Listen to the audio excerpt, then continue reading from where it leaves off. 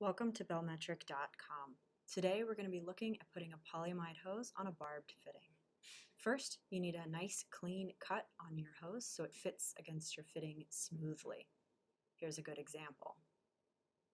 Next, you need to fit the hose into a polyamide tool or similar object that will help you hold the hose without crushing it.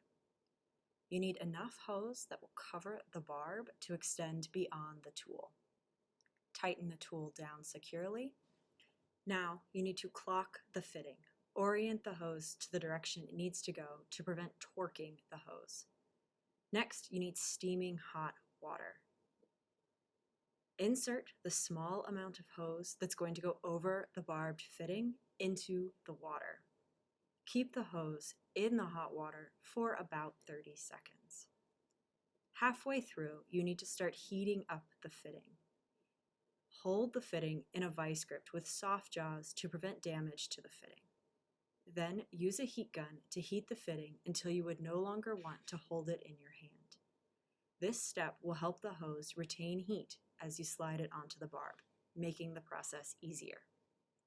After the full 30 seconds have passed, remove the hose from the water and give it a shake to remove any excess.